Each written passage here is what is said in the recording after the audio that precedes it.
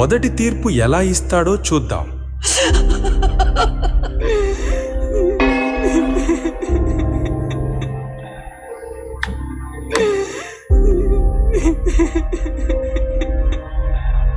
ఎవరు ఏడుస్తున్నారు? ఏమి జరిగింది?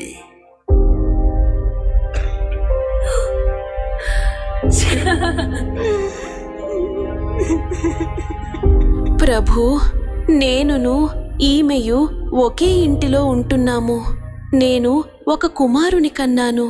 3 రోజుల తరువాత ఈమె కూడా ఒక కుమారుని కనింది. రాత్రి ఈమె కుమారుడు చనిపోయాడు.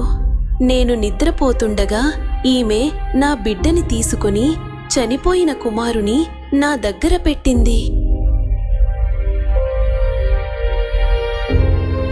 కాదు, బ్రతికున్నది నా కొడుకు, చనిపోయినది నీ కొడుకు. కాదు, చనిపోయినది నీ కొడుకు, బ్రతికున్నది నా కొడుకు.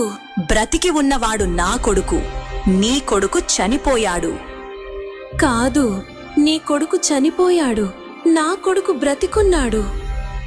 ఆపండి! ఇది న్యాయస్థానం, మీ యుద్ధభూమి కాదు.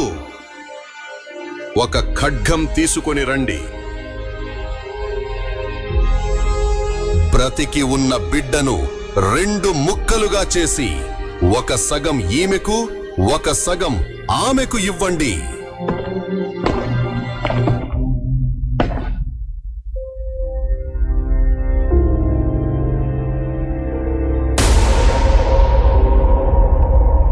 వద్దు ప్రభు, వద్దు. దయచేసి ఆ బిడ్డని చంపవద్దు.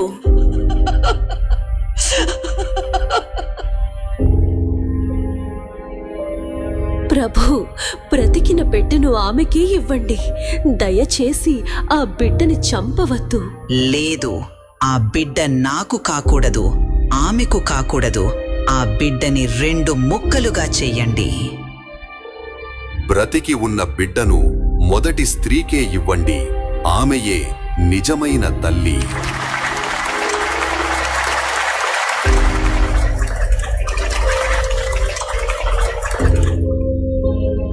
Right, friends.